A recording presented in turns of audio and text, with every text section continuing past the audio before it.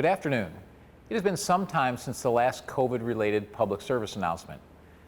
I want to applaud everyone in Orland Park for your efforts over the last 16 months, which have been trying, to say the least. Orland Park fared very well because we took a common sense approach that emphasized keeping the public informed, taking moderate safety measures, and allowing our residents to use their own best judgment.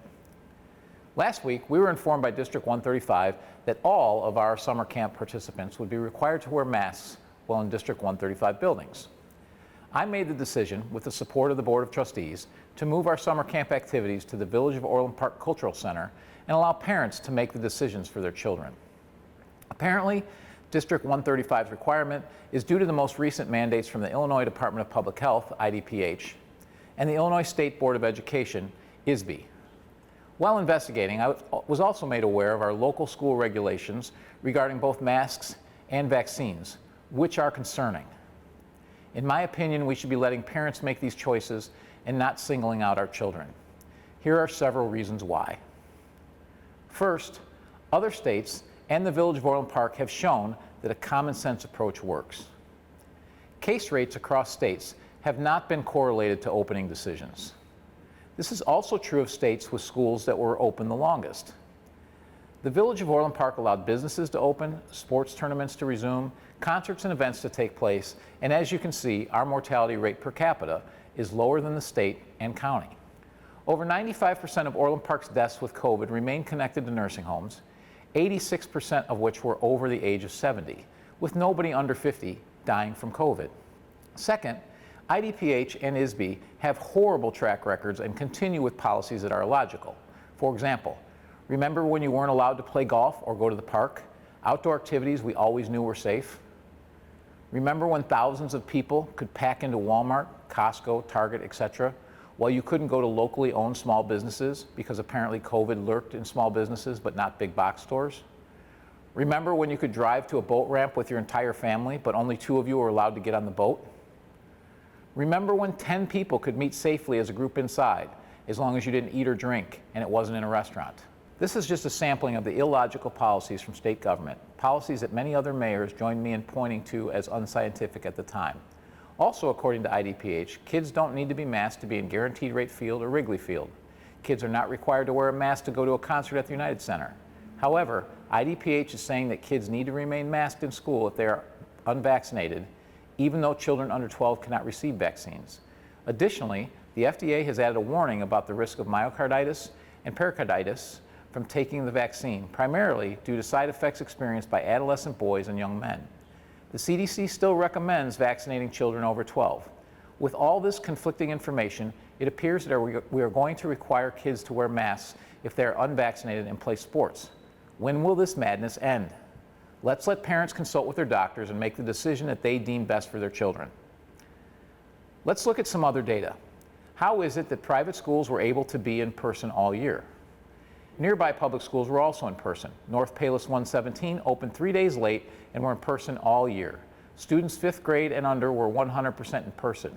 Due to a small school and a large student population, junior high students were 50-50 hybrid all year, with parents having the choice to keep students 100% remote as well. Parents were allowed to choose what was best for their kids.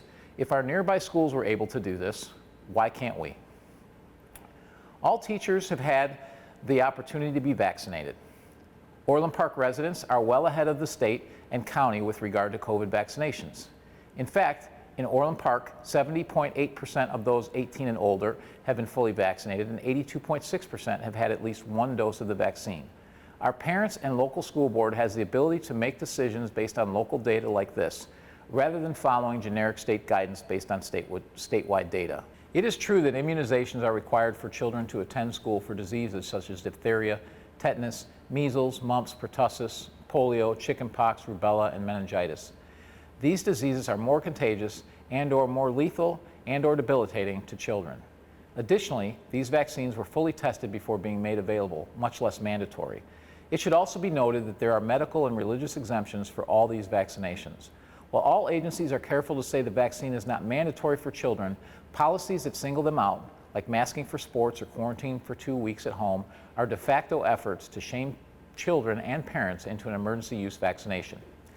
Let's think back to when this all started over 16 months ago.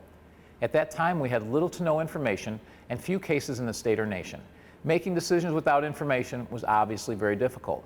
Now, here we are, over 1.3 million cases in Illinois and over 34 million cases in the United States later. With all those cases, we have been collecting data, and a lot of it. This is important because it brings me to my final and most important point on government-mandated measures impacting children. Children are far less impacted by COVID than any other age group. Cook County data shows that hospitalization rates for those 20 and under are 1.3% compared to 35.2% for those over 80.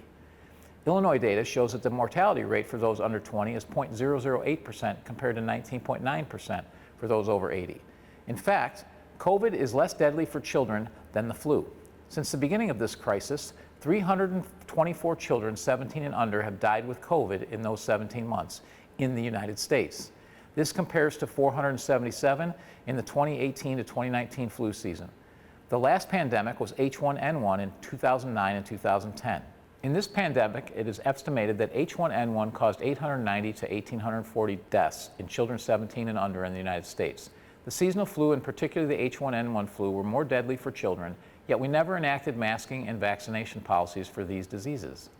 If adults can return to normal, let's let our children do the same. Let them be children, and let them go to school normally.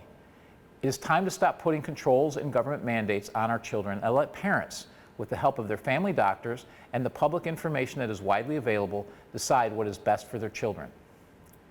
I again want to thank you all very much for the sacrifices that you have made throughout this crisis.